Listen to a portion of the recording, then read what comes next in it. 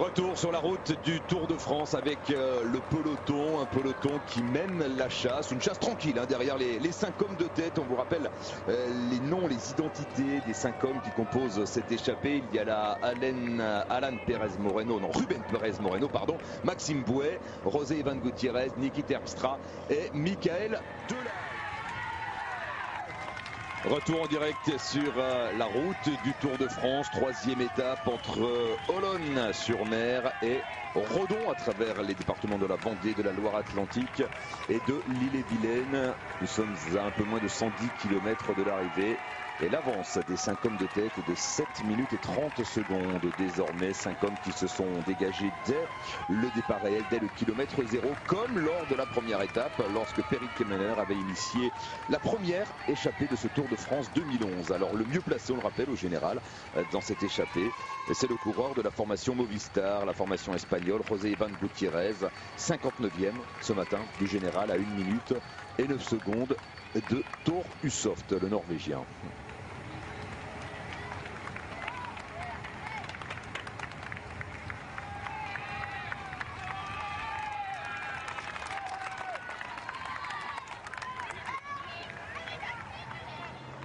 La 3e étape du Tour de France, alors que le peloton est lui aussi à l'heure du ravitaillement. Les échappés sont passés depuis plus de 6 minutes.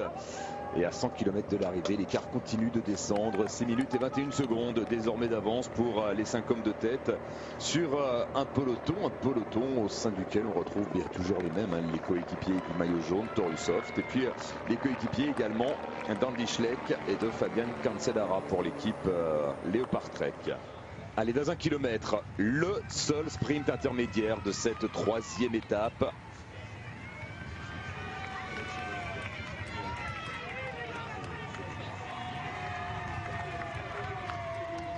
Avec Maxime Bouet, José Iván Gutiérrez, Niki Terpstra. Alors, est-ce que ce sprint va être disputé entre les 5 hommes, Jackie? On a vu à l'occasion de la première étape, il n'était que 3, mais on s'était quand même disputé les points. N'oublions pas que non seulement il y a des points, mais il y a une petite prime. Donc voilà, on est devant, donc pourquoi pas la disputer. Je pense que Michael Delage s'est placé dans la roue du Basque, et pas par hasard.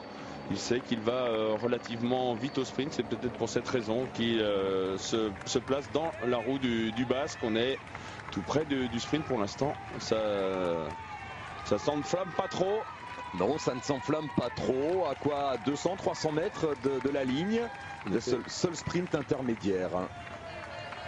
Avec Maxime Bouet, Michael Delage qui va faire le sprint. C'est Niki Terpstra qui s'est dressé sur les pédales avec José Iván Gutiérrez. Voilà, Michael Delage qui déboîte maintenant. Est-ce qu'on va contester la première place à Michael Delage à 200 mètres de l'arrivée? Ouais, José Iván Gutiérrez y va avec Niki Terpstra. Alors que pour Pérez Moreno et Maxime Bouet, eh bien l'affaire est entendue. C'est Michael Delage qui va passer en tête sur la ligne du seul sprint intermédiaire de la journée devant Gutiérrez et Niki Terpstra. Ce sprint, Hervé Salafranque l'a vécu en difficile.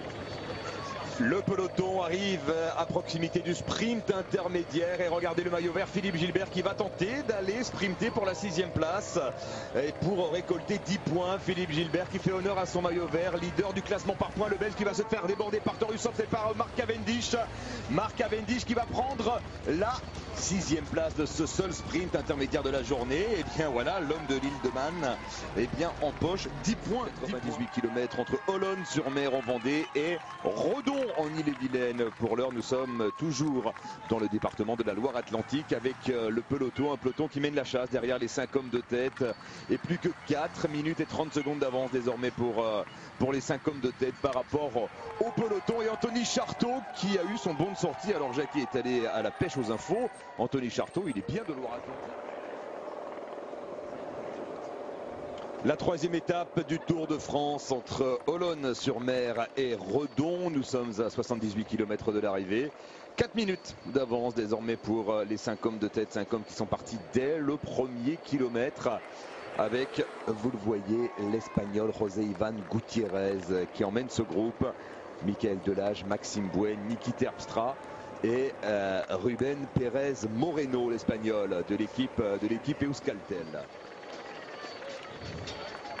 Nous sommes de retour sur la route de la 3e étape du Tour de France à 71 km de l'arrivée. Le peloton roule à vive allure désormais à la poursuite des 5 hommes de tête. 5 hommes qui, je le rappelle, sont partis dès le premier kilomètre avec parmi ces échappés Michael Delage, le coureur de la FDJ. De retour sur la route de la 3e étape du Tour de France.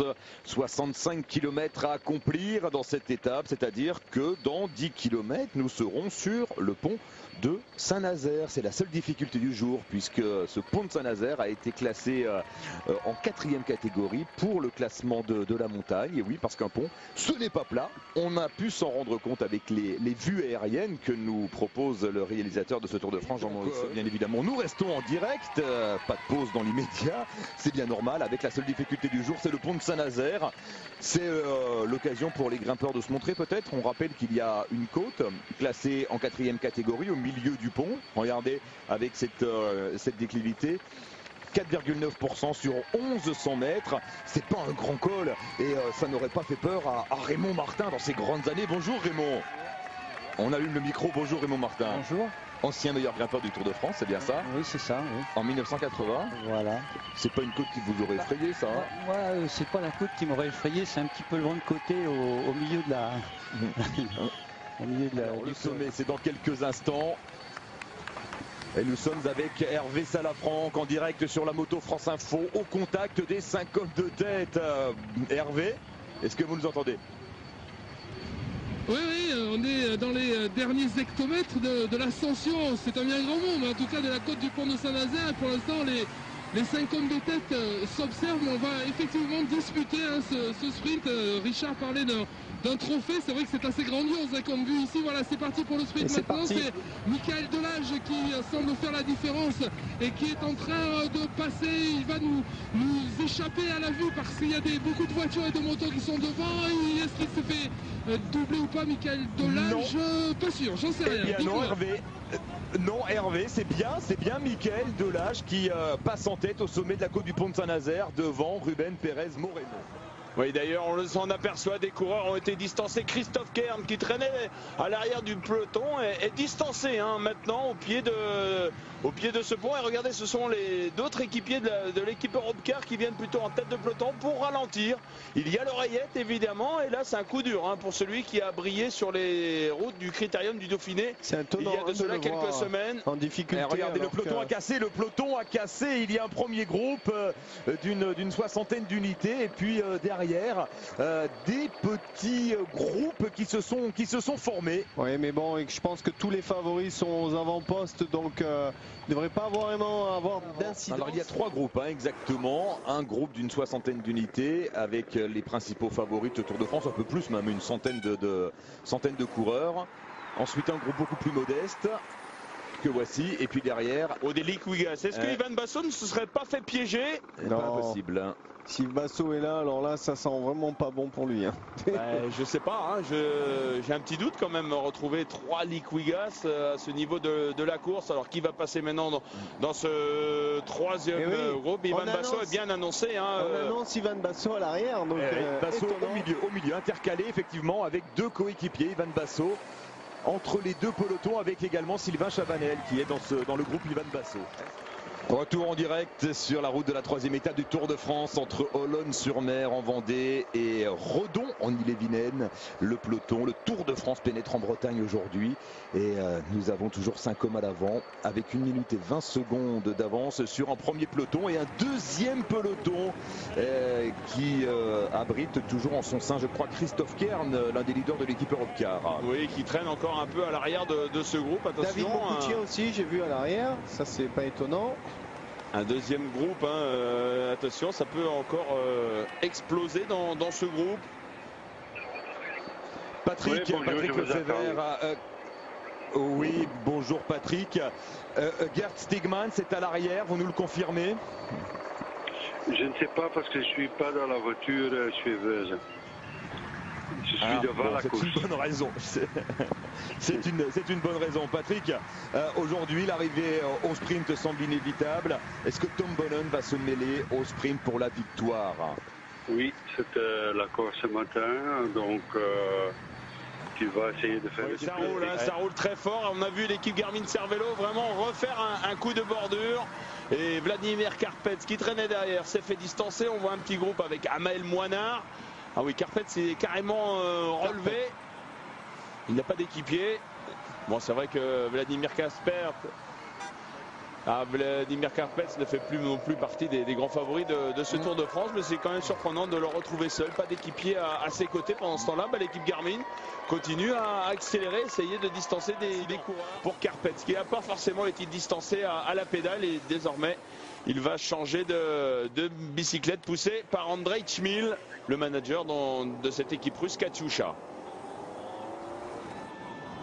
Ça va être dur quand même de revenir. Il faut bien rester à droite, il ne faut surtout pas se mettre dans la roue des 3 coureurs qui sont distancés. Il faut profiter du sillage des voitures. Et repartir avec les voitures. Ouais. Bon, s'il s'accroche à la porte, ça ira plus vite. Ah oui, ça on n'a pas le droit.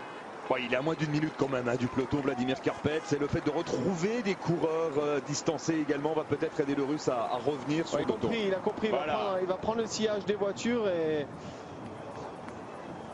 c'est pas si grave que ça. On va peut-être rentrer. Alors il rentre sur le groupe Amael Moinard, Sandy Cazard, Rémi Poriol. Alors est-ce bien Sandy Cazard? Oui, c'est bien lui. Je pense qu'il y a Sylvester Smith également qui a été pris dans cette cassure, le grimpeur Rui Costa. Oui, le Portugais. C'est plus surprenant de le retrouver à cet échelon de course. Qui va rentrer avec Sylvester Schmidt, pour l'équipe Luc-Ugas. À mon avis, le maillot vert risque de changer d'épaule aujourd'hui avec cette arrivée. Tout dépend évidemment du. Si Torusov fait un grand sprint. Torusov, à mon avis, on a eu tout à l'heure Lionel Marie qui nous a bien indiqué que Torusov n'allait pas faire. On retrouve donc José Ivan Gutiérrez, l'Espagnol, qui emmène ce groupe. 24 secondes, les carottes sont cuites pour les 5. Peut-être il y en a un qui va tenter une petite échappée pour marquer un peu quelques points de plus pour la combativité. En tout cas, le grand bénéficiaire de cette échappée, c'est Michael Delage. Il est passé en tête au sprint intermédiaire et il est passé en tête au sommet du pont de Saint-Nazaire. Marc Madieu nous a avoué qu'il fallait remplir la cagnotte. Il fallait faire bouillir la marmite. Exactement, il a rempli la mission. C'est la course avec Rémi Di Gregorio en difficulté. Nous avons également Vincent Jérôme en difficulté pour l'équipe Euskaltel, c'est Pablo Urtasun. Et oui, Rémi Di Gregorio qui s'est en difficulté au contre-la-montre aussi hier par équipe. Et Vincent Jérôme qui a été victime d'une chute à l'occasion de la première étape. C'est dur, lui aussi n'aime pas les coups de bordure, et puis on sait qu'il n'est pas protégé au sein de l'équipe Astana. Lui on l'a mis pour aider évidemment Alexandre Vinokourov lorsque la route il y a la famille de Maxime Bouet qui est en train de m'envoyer des textos. Vous avez mis dans le bras.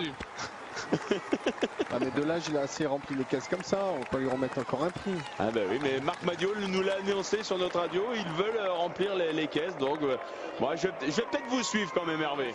On attaque à l'avance, c'était attendu et c'est José Ivan Gutiérrez, le rouleur espagnol. On ne le laisse pas partir comme ça. Non. Il y a Niki Terpstra un petit peu plus en difficulté, qui a du mal à boucher le trou. Ah oui, mais là pour désorganiser, Maxime Bouet il dit attends, si tu es très fort, ok, mais bon, moi je vais peut-être pas collaborer si tu nous attaques tous les 500 mètres. Ça va faire un mal aux jambes aux échappés.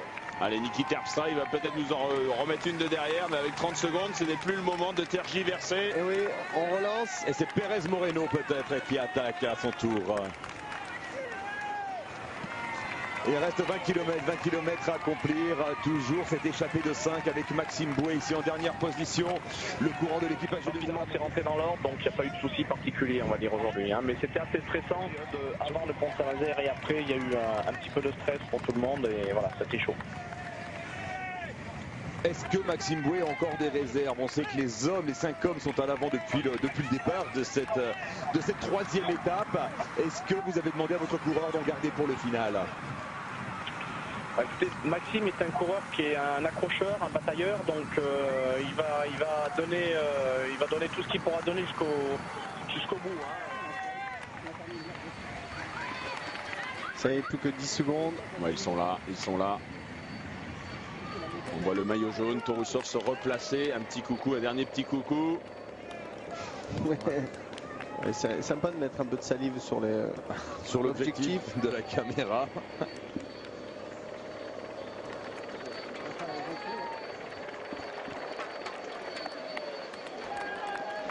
Bon, ben arrivé au sprint, donc à moins que quelqu'un décide d'attaquer. Il y a un petit faux plat dans le final. Est-ce que des punchers vont tenter? Mais après, il y a quasiment 2 km, tout plat pour revenir sur l'arrivée aujourd'hui. 5 km encore à accomplir. c'est à partir de là où ça va commencer à tourner un peu dans tous les sens. Matteo. Et qu'on redoute un peu les chutes. Matteo Tossato, équipier d'Alberto Contador, en train de forcer l'allure. Et regardez, on est très inquiet, pas inquiet, mais au niveau de HTC, on se retourne toujours pour savoir où est situé notre sprinter. Ouais, attention à ce rond-point, on passe, tout le monde passe Tony dessus. Martin en première position. On voit les Vacances Soleil se replacer pour Romain Feuillu ou Borut Bodzik. Et regardez, Torusov, le maillot jaune, il l'a dit, il va faire le travail. Il est en train de remonter Tyler Farrar. Tyler Farrar est déjà dans la roue du maillot jaune. Il prend du vent Torusov. Effectivement, aujourd'hui, il se sacrifie pour Tyler Farrar. Attention, une attaque sur la droite de l'écran ou alors un coureur qui remonte. Ouais, il y a un petit faux plat là et certains punchers peuvent peut-être en profiter. Ah non, c'est Danilo Hondo. Alors, je ne sais pas si c'est une attaque ou juste une accélération. En tout cas, Petaki n'est pas dans sa roue, ça c'est sûr. Danilo Hondo qui se retourne. Il a fait un trou et c'est un coureur de l'équipe Vacances Soleil maintenant qui attaque, qui contre. C'est qui? Thomas de Rennes peut-être? Est-ce que c'est Thomas de Rennes ou Rob Roy? Dommage de rester sur l'arrière de la course. Oui, je pense que c'est Thomas de Rennes qui est en train de sortir du peloton. C'était la dernière petite ascension dans le final. Thomas de Rennes, vainqueur d'étape sur Paris-Nice, vainqueur d'étape également sur le Tour de Suisse. Ça va être dur de résister à 2 km de l'arrivée. Mais derrière, on ne s'affole pas derrière Thomas de Rennes. Ce sont toujours les équipiers de Mark Cavendish. Voilà, on en est terminé de ce faux plat maintenant. Il creuse un peu l'écart, mais à mon avis ça va être dur. Le dernier kilomètre va être très dur pour lui. Oh là, attention, là il y a quelques valles, les coureurs de l'équipe HTC qui se sont écartés maintenant. Ça frotte, le maillot jaune est un peu enfermé en 15e, 20e position. Et Thomas de Rennes qui résiste pour l'instant au retour du peloton, mais il n'a plus qu'une dizaine de mètres d'avance, le Belge de l'équipe Vacances Soleil. C'est fini pour lui. C'est terminé. Sous la flamme rouge. Et sur la droite de la route, on voit André Greppel se faire remonter. Et Philippe Gilbert également aux avant-postes pour l'équipe Omega. Matthew Goss s'écarte et c'est maintenant Mark Renshaw qui va lancer le sprint. Oh là là, ça frotte, ça frotte. Avec la flamme rouge, le dernier kilomètre. Attention, il y a un virage angle droit à 500 mètres de l'arrivée. L'équipe HTC qui est la mieux représentée à l'avant. Oh là là, on ne sait pas trop où aller. C'est un sprint un peu enfoui. Et Geraint Thomas qui a lancé le sprint. Et derrière, on voit Julian Dean pour l'équipe Garmin Cervelo. On voit Torusov, on voit Tyler Farrar. Avec une chute. Une chute, non. Oui, chute. Oui, si, une chute. Un Cofidis qui est tombé. Allez, c'est l'équipe Cervelo maintenant. Garmin Cervelo qui est la mieux représentée. Avec Torusov. Avec Sébastien Hinault qui est là également. Romain Feuillu est bien placé. Romain Feuillu. Roras également 5e position. C'est du velours pour Tyler Farrar. Et où est Mark Cavendish? 3e position. Où est Mark Cavendish? Mark Cavendish qui n'est pas là, qui est en retrait pour l'instant. Cavendish qui doit boucher un trou. Il y a Roras également qui est là, l'Espagnol. Le champion d'Espagne, Tyler Farrar, qui va pouvoir lancer son sprint maintenant. Romain Feuillu revient. Tyler Farrar, Romain Feuillu qui revient. C'est Farrar. C'est Farrar ou c'est Feuillu? Je pense que c'est Farrar. Devant Feuillu et Joaquin Roras. Et Mark Cavendish débordé dans le final. Mark Cavendish, première victoire d'étape sur le Tour pour Tyler Farrar.